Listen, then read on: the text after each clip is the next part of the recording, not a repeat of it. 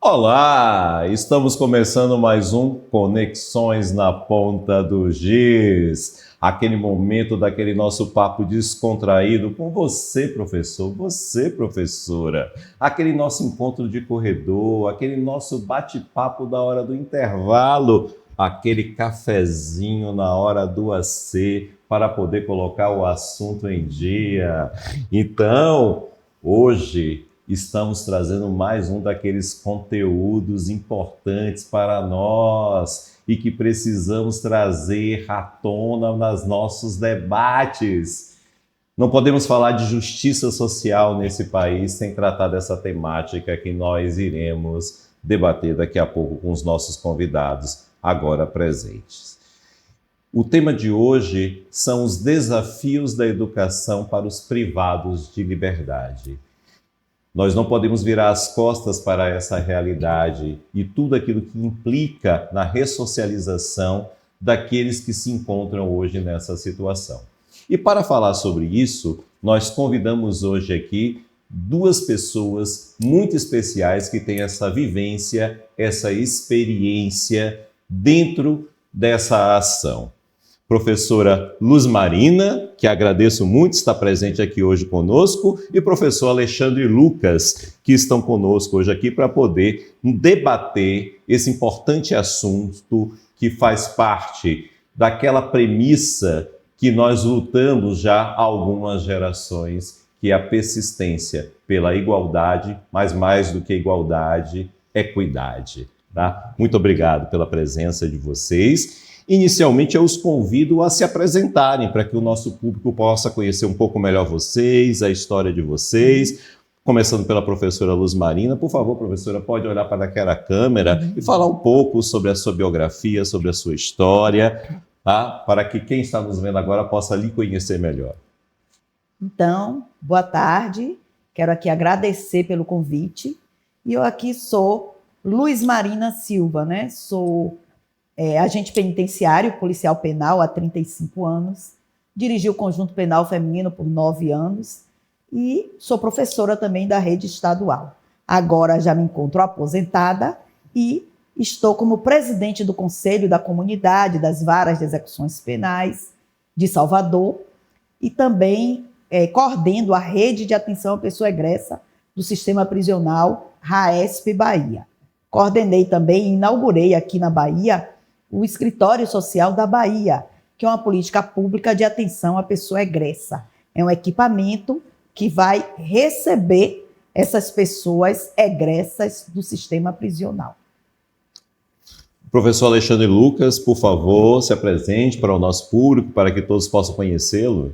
Boa tarde, minha gente. Sou o professor Alexandre Lucas, trabalho já no Estado, esse ano eu vou completar 20 anos de colégio estadual.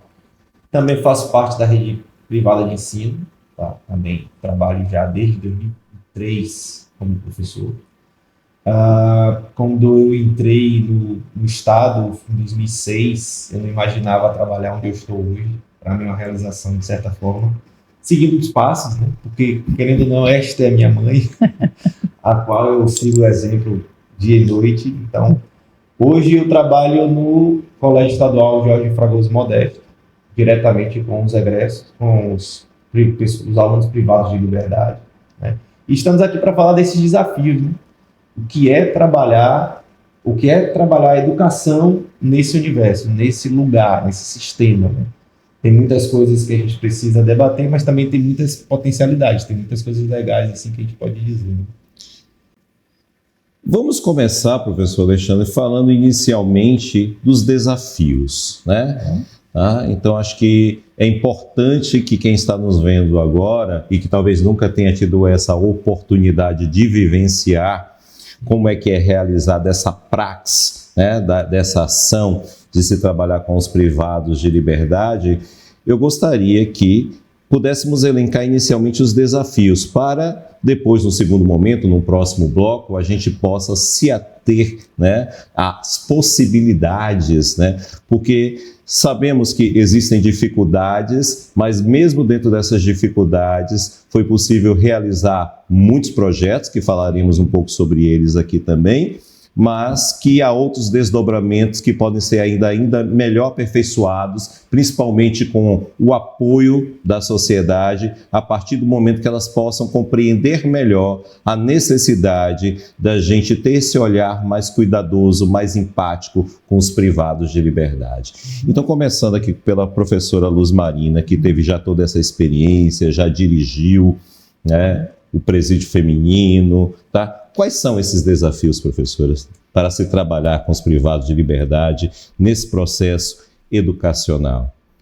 Então, falar sobre educação em prisões é muito desafiador, porque a gente tem que entender que as pessoas que ali estão, elas vão retornar ao convívio social. E a educação é uma ferramenta de transformação social. Mas eu não vou lhe dizer que é fácil. É difícil, porque é toda uma conjuntura com a segurança, a dificuldade delas estarem em sala de aula, toda uma problemática que envolve. Mas também é como elas conseguem melhorar aquela autoestima ali dentro. A sala de aula é um local de que ela, às vezes, ela diz, meu Deus, isso não é lugar para mim. Mas é lugar sim, ela tem que ter aquele sentimento de pertencimento. E quando ela está ali na sala de aula, ela esquece das grades. Porque ela pode estar ali presa na parte física, mas o pensamento não, ele é livre. E ali elas fazem várias construções. Eu, quando era diretora, a minha experiência no Conjunto Penal Feminino, e aí eu aliava a minha prática pedagógica.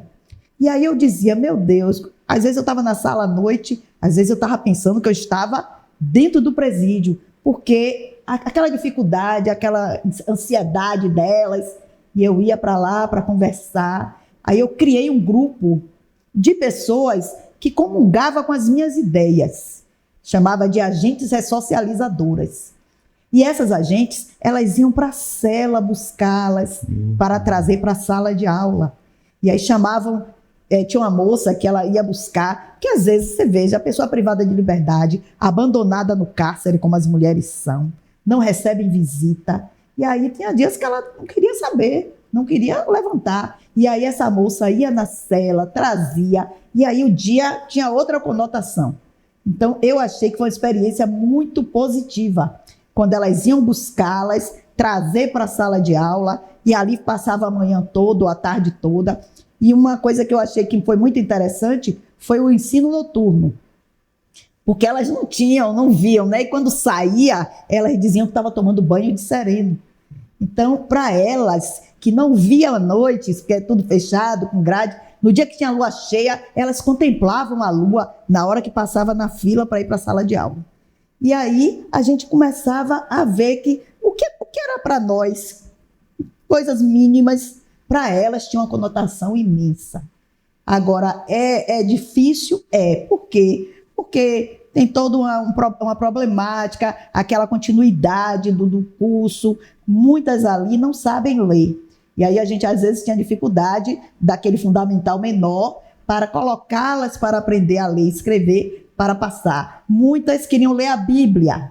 E aí iam para aprender a ler, para ler os versículos da Bíblia. Então, era um desafio a cada dia. Todos os dias a gente tinha a dificuldade. Mas quando vinham os projetos, elas se envolviam muito com os projetos. Sarau, arte, cultura, lazer, tinha muita teatro, dança. Eu costumo dizer que eu uso da minha empatia. E eu dizia, meu Deus, se presa eu fosse, como eu gostaria de ser tratada. E aí eu ficava me colocando no lugar daquelas mulheres. Eu ia ficar dentro de uma cela fechada? Não, na hora da escola, para mim, era o melhor horário. À noite, elas se recomendavam também. Ô, dona Luz, me bote à noite, porque elas recebem a janta e não ia receber mais nada. E à noite tinha um lanche. E elas saíam para receber aquela merenda escolar. Então, era todo... É como eu disse a você, o que era para nós, coisas mínimas, para elas eram macro. E ali muitas se desenvolviam, muitas escreviam livros, faziam poesias, escreviam as suas próprias histórias. Agora, é difícil porque tem que ter professores comprometidos, tem que ter aquela vivência. Não é uma sala de aula igual, gente. É dentro de um cárcere. Você vai ter que saber lidar com as crises de ansiedade, da perda da liberdade, do confinamento, que é muito difícil. Eu costumo dizer que a prisão para a mulher, a pena é muito mais perversa. Que a mulher, ela foi feita para não cometer crimes. E quando ela cometia delitos, ela é abandonada no cárcere. E muitas daquelas que estão ali foram tão vítimas de violência que se transformaram em réis. Então, apanhavam daqueles maridos, mas não tinham coragem de ir lá denunciar. E no dia que ela pega uma faca para se defender e mata aquele homem, ela vai cumprir a pena. Mas ninguém viu o histórico de tudo que aquela mulher, todas as violências que essa mulher sofreu. Então, tem inocente na cadeia? Tem. Eu tenho prova viva disso. Muitas estão ali e querem sair daquele ciclo, mas não conseguem. Por causa dos homens, dos maridos, dos motivos passionais. E muitas são obrigadas. Ali eu costumo dizer que são sobreviventes do cárcere. Porque hoje, quando a gente tem agora a tornozeleira eletrônica, muitas saem monitoradas. Mas eu acompanho várias que, quando chega na comunidade, o crime organizado instalado não permite que elas fiquem. Porque ali é um radar para a polícia. E aí elas apanham muito, são maltratadas, são violentadas e são expulsas da comunidade. Então, quantas vezes eu trabalhando na CEMEP, que é a Central de Monitoração Eletrônica de Pessoas, e os colegas iam tirar a tornozeleira do IML. Então, é cada dia um desafio maior. Mas eu entendo assim, que eu, enquanto diretora de um presídio, eu nunca embruteci o ser que eu custodiava. Porque eu queria tratá-lo de forma leve, para devolvê-lo numa versão melhorada e não piorada. Entendeu? Então, esse desafio lá é diário na educação. Acolhimento, né, extremamente necessário, né, diante de tantas múltiplas violências, né? E com o professor Alexandre trabalha na área de ciências, né, ciências da natureza. Acredito que o desafio também tem ainda outros obstáculos, não é isso, professor? Exato. Primeiro vamos sistematizar. Assim, minha mãe já falou sobre o ambiente. Não é uma sala normal, não é uma sala de aula normal. Eu costumo falar que é uma cela de aula, tá? E é um lugar que também, guardado as devidas proporções, é encarcerado, enfim. Porém, é uma janela para o mundo deles. É uma conexão que eles fazem quando eles entram nessas celas de aula. De fato, o pensamento é realmente livre. Então, quando eles entram nesses espaços de cela de aula, o interesse a gente percebe que é genuíno, tá? Muitos, é claro, vão ali com outros objetivos. Tem a questão da remissão da pena, tem a questão até da própria merenda, mas muitos, a maioria dos meus alunos, eu posso te afirmar, que vão às nossas aulas com muita expectativa, com muito desejo, com muita vontade. Só que aí a gente esbarra em algumas outras dificuldades. A infraestrutura, já falei da cela, mas a gente esbarra com alguns nãos, né? Eu não posso levar uma série de coisas que eu levaria para uma escola normal. Eu tenho que ficar sempre atento à questão da segurança. Toda e qualquer proposta que eu tiver de implementar ali na minha aula, eu tenho que passar por um crivo, eu tenho que passar por um chefe de segurança para ele avaliar a possibilidade de eu conseguir realizar aquela aula ali ou não. Por isso que eu estava aqui imaginando, por exemplo, pensando como é que eu faria uma feira de ciências e tecnologia num espaço prisional. Como é que eu desenvolveria um trabalho com alunos privados de liberdade, né, sem que aquilo comprometesse o dia a dia das aulas. Então, além do ambiente, você tem a questão das interrupções. A gente tem alguns encontros com eles, às vezes no mês, por conta de quê? Revistas, por conta de situações que acontecem no dia a dia, e que às vezes a visita, né, e isso já impacta até emocionalmente. Às vezes, quando a gente vai trabalhar com eles pós-visita, muitas às vezes nem frequentam as aulas. Falam com a gente, não, professor, é porque teve uma visita, eu fiquei um pouco com dificuldade de vir, eu não vim, enfim. E a gente tem que saber lidar com isso, né? Tem a questão também às vezes, do currículo que eu não vou dizer para você, eu não vou aqui abrir, assim, falar sobre o currículo como engessado, eu não quero criticar. O que eu quero é dizer que muitas das vezes a gente tem que parar e analisar se aquele conteúdo realmente se relaciona com a vida pós-cárcere daquela pessoa. Eu acho isso muito importante. Então, boa parte do meu conteúdo que eu trabalho com eles, eu trabalho temas que vão, na minha visão, e também na coordenação que a escola que eu trabalho, planejar meio que esse pós-cárcere. Como é que será essa vida pós-cárcere dessa pessoa? Será que esse conteúdo aqui é base para ele ingressar, por exemplo, no curso técnico que ele queira desenvolver ou no empreendimento que ele queira desenvolver? Então, isso tudo também, de fato, eu analiso quando eu vou ministrar minhas aulas, né? A questão de lá, muitas vezes você também tem que ter uma certa segurança emocional, porque você lidar com muitas pessoas que tiveram um histórico escolar muito difícil. A maioria, se lê, ele até sabe, mas ele é um analfabeto funcional, ele não sabe interpretar. Então, às vezes, você trazer um texto, você trazer... Normalmente, o que eu faço? Minha aula é muito imagética, então eu costumo trazer várias imagens, eu costumo trazer vídeo, eu costumo trazer uma linguagem que seja muito acessível. Porque se eu for trabalhar, por exemplo, só com a leitura, não é tão suficiente assim.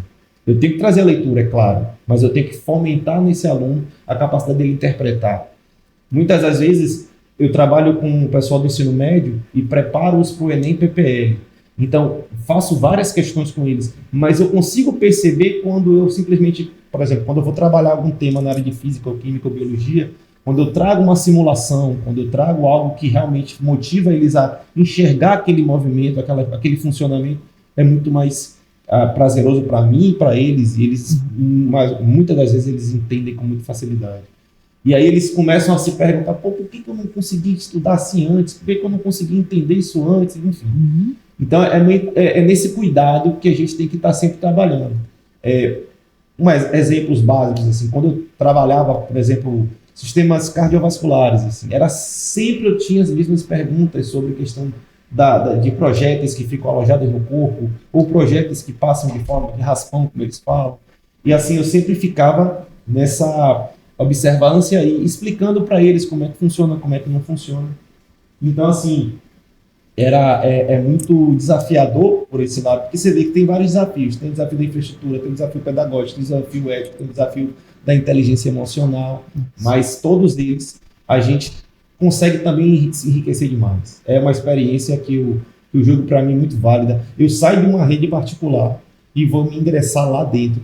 O choque de realidade meu é muito grande, é muito diferente. Enquanto eu estou numa escola particular que me dá tudo, que me dá todas as possibilidades de fazer um excelente trabalho, na escola lá eu tenho que pensar em fazer um excelente trabalho, mas com muitas limitações.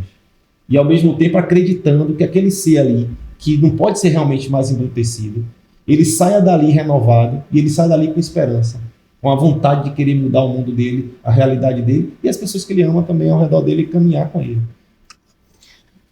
Como vocês podem ver, você professor, você professora e qualquer outro telespectador que esteja nos acompanhando agora, nós precisamos realmente ter essa empatia e perceber que esses desafios que hoje fazem parte da educação aos privados de liberdade é uma responsabilidade de toda a sociedade. Mas o assunto não acabou ainda, viu? Nós temos mais que conversar aqui com os nossos convidados. Vou chamar aqui um rápido intervalo e voltamos já já. Continue aí, Conexões na Ponta do Giz. É rapidinho.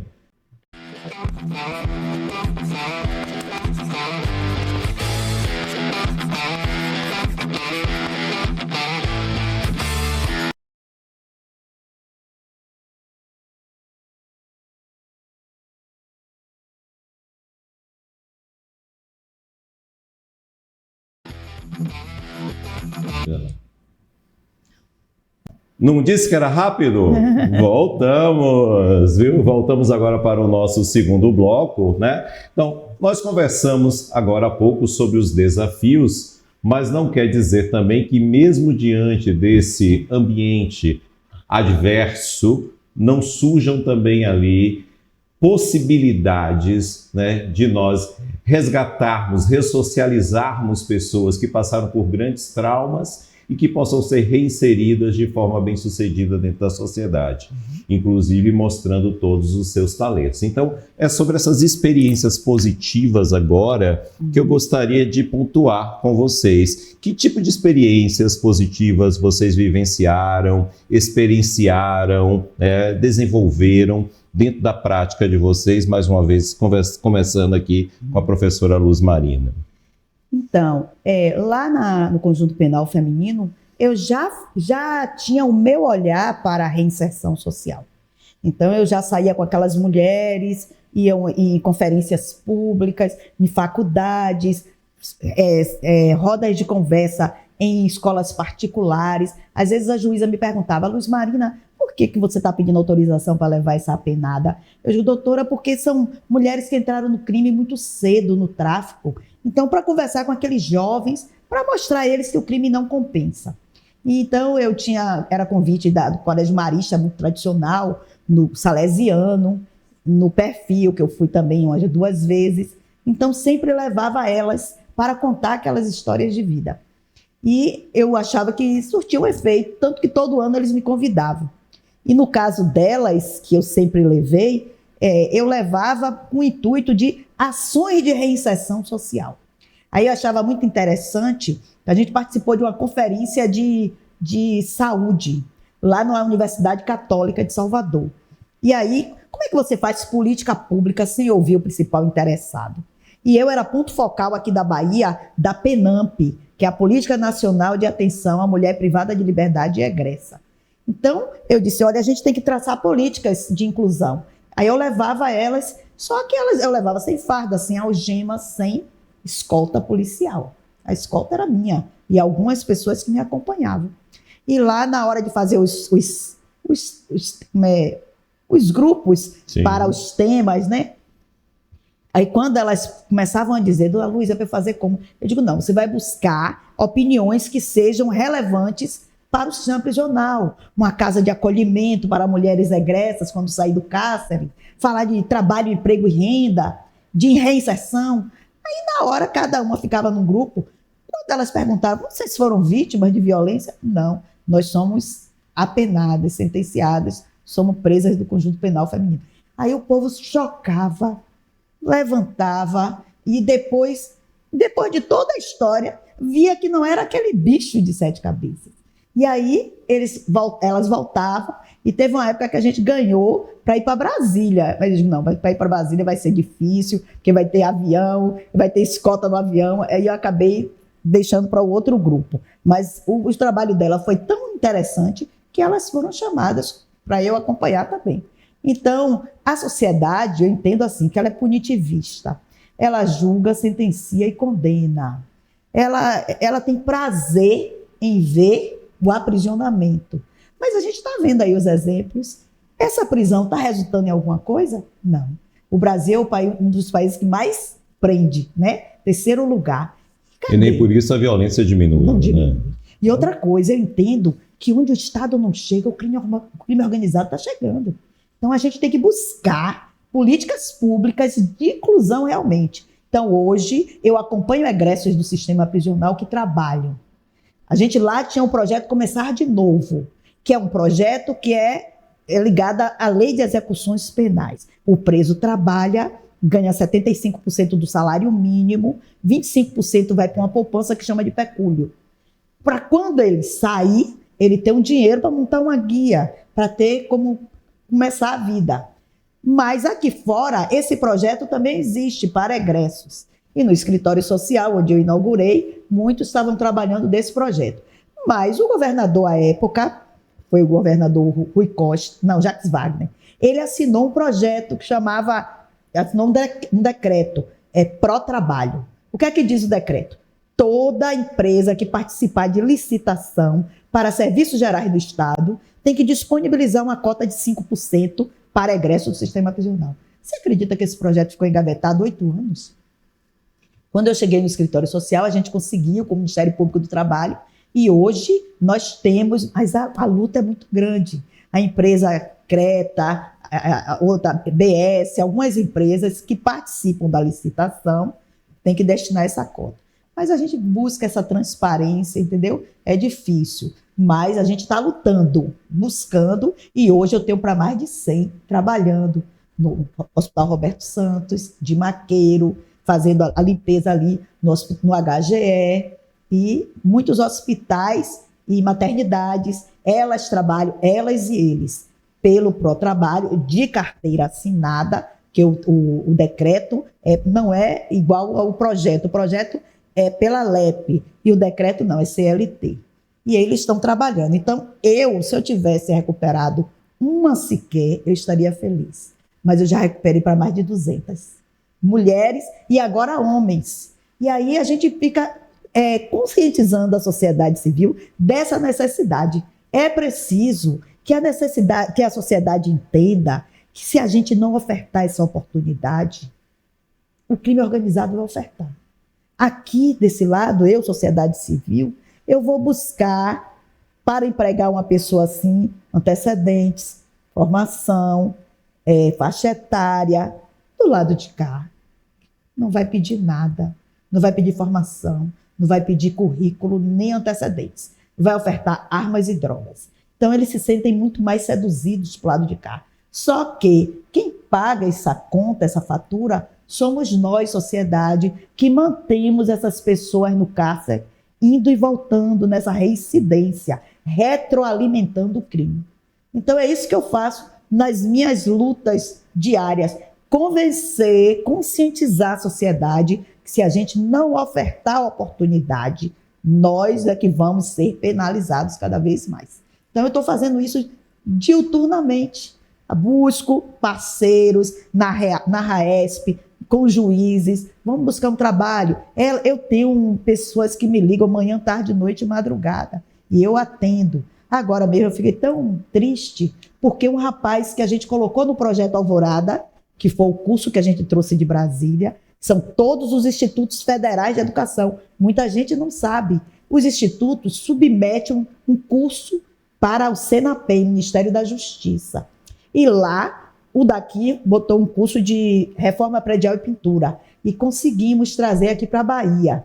E o que é que acontece? Eles têm 5 meses ganhando R$1.000 de bolsa. E os 3 últimos meses, 1.500. Com direito a estágio e com uma cota para sair trabalhando de carteira assinada. E tem 720 horas e é um curso ministrado dentro do IFBA. Eu fui mentora, fiz questão de ir, porque eu quero que esse curso venha a cada ano para a Bahia. Então, encerramos o ano passado. E aí, ontem, mandou uma mensagem para mim. Ele foi tão dedicado no curso. Ele disse: Dona Luz, preciso muito de você. Você não sabe o que aconteceu. Aquele certificado que eu recebi no IFBA vai remir minha pena? Porque eles só falam em remissão. Vai remir 720 horas. Vai dar bons dias de remissão. Mas você não sabe, Dona Luz, eu fui sentenciada a 18 anos. Rapaz, aquilo, sabe, abriu um buraco para mim, eu desci, porque é uma pessoa que eu estou acompanhando, eu estou vendo que saiu do crime, aí agora volta para a cadeia. E assim são tantos outros. Eu costumo dizer também que o Poder Judiciário, ele é muito moroso. Muitas vezes, o preso está na cadeia, relaxa essa prisão, vai aguardar sentença em liberdade. Quando sai a sentença, o juiz dá o direito de recorrer em liberdade. Ele está recorrendo, só que esse recurso, 5 anos, 8 anos, 10 anos, onde essa pessoa já está reintegrada, trabalhando de carteira assinada, como eu tenho 5 agora, nesse caso. Vai voltar para a cadeia. Porque a pena que foi dada no recurso não baixou. E aí vai unificar, eles voltam para tirar mais tempo. E aí é muito triste, sabe? Principalmente mulheres com os filhos. Aconteceram já várias situações comigo. Mas eu entendo assim, se colocar uma tornozeleira, mas não pode, que é regime fechado, então é toda uma problemática. Então é um desafio diário. Quando eu falo, tá vendo como a educação foi importante para vocês? Eles amaram o curso. Tudo bem que a gente começou com 30, acabamos com 20. Alguns voltaram para as drogas, uma teve que ficar internada na Fundação Doutor Jesus, fui lá visitar, o outro também. Mataram, tem todo que a gente sabe, né? Tem aqueles que querem, mas tem outros que não conseguem sair. É difícil. Não consegue sair das drogas e não consegue também por causa do crime, que faz só cooptar cada vez mais. Então, muitas vezes, ameaça a família, ameaça a mãe, ao pai, aos filhos, e eles têm que continuar. Então, o meu desafio diário é esse, buscar cada vez mais para o nosso lado, sociedade civil. Sua fala é muito importante, Luz, e traz reflexões para nós, enquanto sociedade, de entendermos qual é o nosso papel, principalmente nesse momento que a gente critica tanto, né, que algumas instituições parecem inertes no combate à violência, mas a gente tem que entender que nós, enquanto sociedade, também temos que dar oportunidades que essa pessoa que está querendo ser reinserida dentro dessa sociedade não está encontrando, está batendo na porta de alguém que está dizendo não. Então vamos repensar também a nossa conduta e dar oportunidade para que essa pessoa possa retomar o seu espaço de convivência dentro da sociedade, porque talvez aí sim, dentro desse coletivo e juntos, iremos realmente transformar a nossa sociedade. Professor Alexandre Lucas, e dentro da sua prática, o que você destacaria aí como sendo um desdobramento positivo, mesmo diante dos desafios que já foram colocados aqui, nesse trabalho da educação com os privados de liberdade? Bem, gostei da sua pergunta. Eu começaria dizendo o seguinte: educação, para muita gente, às vezes, para muita gente ainda é privilégio. Na verdade, é um direito. É direito. É um direito. E eu estou trabalhando numa escola que oferta aulas para privados de liberdade. É um direito. Lá dentro, a gente tem excelentes projetos. Excelentes projetos. E quando eu faço e participo de um projeto, eu não faço para esse ou essa que infelizmente retornou. Eu faço para aqueles que entendem a proposta e conseguem transcender, conseguem ir além, conseguem entender que aquilo ali para ele foi realizador. E aí que está, eu acho que a grande diferença da nossa prática para outras práticas assim na área da educação. A gente vê o ser humano e a gente não quer ver, por exemplo, o que ele fez ou deixou de fazer. Tá? Eu não costumo nem procurar entender a vida pregressa dele. Eu não costumo. Eu prefiro entender que daquele momento em diante ele está ali com uma outra oportunidade. E se eu levar, através da minha aula e dos projetos que eu participo, oportunidades, por que não? E é assim que eu entendo, e é assim que eu trabalho, e é assim que eu acredito.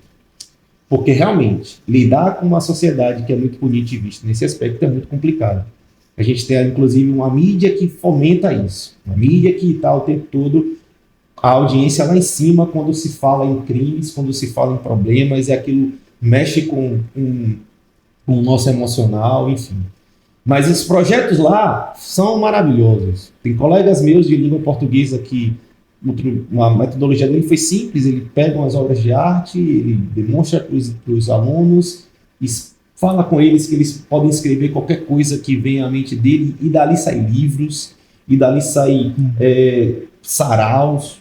Tem colegas minhas lá que fazem um trabalho de sarau maravilhoso. A gente pega músicas, a gente ensaia as músicas, a gente desenvolve. Tem peças teatrais lá, muito tocantes, quando a gente vai lá. Tem anos que, inclusive, até chamamos outras personalidades para acompanhar o trabalho, né? Em 2022 mesmo eu participei de um. Tudo bem, sou de ciências, mas como eu entendo um pouco da área de informática, como eu entendo um pouco de outras áreas, eu contribuo de alguma forma. E naquele ano eu consegui fazer com eles uma espécie de seleção do sarau. Eu comecei a idealizar o que naquela época estava tendo Copa do Mundo e tinha um álbum da Copa. Eu comecei a fazer figurinhas com os participantes do sarau para eles chegarem lá e colar. Eu estou aqui, participei desse álbum do sarau, e aquilo deu uma representatividade, aquilo deu um senso de pertencimento muito grande a eles. Eles adoraram participar. E assim, além disso, a gente tem que, claro, tomar muito cuidado com a questão de segurança, como já falei, mas a gente tem que também entender o seguinte: vale a pena fazer? Vale. Eu fico pensando em fazer coisas como sabão, que eu sei fazer com eles. Eu sei querendo fazer coisas como trabalhar com alguns projetos com eletrônica, como eu já também sei fazer. Aliar um pouco da minha expertise à vida deles de trabalho. E às vezes eu entro na sala, às vezes eu sou mais novo, por incrível que pareça. Então, como é que você não está ali e não vê a experiência de vida que muito ali tem e várias outras coisas que já fizeram na vida? Então, às vezes, a aula é tão rica que eles acabam dizendo o que eles fizeram, deixaram de fazer, a gente discute, e aí quando a gente vai ver, a gente está falando de um monte de coisas, e a nossa aula já passou, no sentido assim do tempo, mas às vezes a gente nem percebe o tempo passar. Então, assim, para um professor entrar num espaço e não perceber o tempo passar, é de uma realização muito grande. Estou falando aí por uma experiência minha como professor. Mas para eles estão ali, eles adoram, eles não faltam, eles estão lá o tempo todo, que eles querem participar. E assim, às vezes também tem a questão de você ser meio que um... Não é que você seja um psicólogo, eu não quero entrar em outras áreas, mas você acaba ouvindo muito. Você ouve, eu escuto muitas histórias, e discuto, e falo com eles e tal. Muitas vezes, quando eles criam confiança conosco, eles até assim, externam um pouco do que eles fizeram, mas eu prefiro até dizer para eles, não precisa, vamos falar daqui para frente. O negócio é o daqui para frente. E o daqui para frente, quando eu estou em sala de aula, às vezes é muito promissor. E se tiver programas de continuação, de continuidade, desculpe, com relação, como ela está fazendo, aos egressos, porque eu trabalho com os privados. Mas a partir do momento que ele se tornar um egresso, se ele tiver uma condução, um caminho a seguir, a gente está assim, querendo ou não, salvando alguns na sociedade. E é como eu falo, eu não quero aqui, no caso, acreditar que aquele que infelizmente saiu, voltou para as drogas e por causa disso eu vou parar de fazer meu trabalho. Não é esse o propósito. A proposta é muito maior. E a gente consegue perceber que nessa dificuldade toda tem vencedores. E é isso que nos motiva. Então lá na escola a gente costuma assim, tem um corpo de professores muito engajados, que tem uma experiência grande, inclusive que tem produção científica na área. Tá? Tem muitos professores que ingressam no mestrado, doutorado, que estudam o sistema prisional, que trabalham as metodologias lá dentro, que vivem aquilo ali de uma outra forma também, não só no seu trabalho, mas estudando aquilo que é muito legal, produção de ciência lá dentro. Tem professores que têm trabalham a empatia muito grande, que tem uma segurança emocional muito grande também. Não é qualquer lugar que a gente está, não é qualquer pessoa que a gente está vendo. Então a gente também tem que saber lidar com isso. E isso acaba meio que agregando a nossa prática, a nossa dia a dia, a nossa vida. Então assim, eu vejo como muitas potências ali, sabe? É muito enriquecedor humanamente falando. E assim, em relação ao trabalho, em relação ao dia a dia, em relação à vivência, claro, como nada é perfeito, a gente vai encontrar problemas, mas a gente também encontra muitas soluções ali. E podemos, é claro, aumentar essas soluções. É uma questão de desejo, é uma questão de você olhar aquilo de uma forma com mais confiança, com mais otimismo, com mais vontade de fazer acontecer e de transformar a sociedade mesmo. Tá? Eu vejo essas potencialidades lá muito fortes, muito fortes. Que maravilha, gente. Que papo maravilhoso, né? Como o próprio professor relatou agora há pouco, quando o papo é bom, parece que o tempo passa mais rápido, né? Infelizmente, nosso tempo está acabando, né? Mas se vocês gostaram, quiserem que a gente continue com esse tema, quer que a gente traga de novo aqui Luz Marina, professor Alexandre e Lucas, manda recado pra gente, interaja com a gente nas nossas redes sociais, nos siga, clica aí no sininho, siga a TV Conexões, a Estação do Saber, que podemos continuar a debater mais sobre esse tema, viu? Gente, muito obrigado pela presença de vocês, viu? Agradeço muito e espero vocês no próximo Conexões na Ponta do Giz, ó. Podem dar tchauzinho. Tchau, tchau. Obrigada.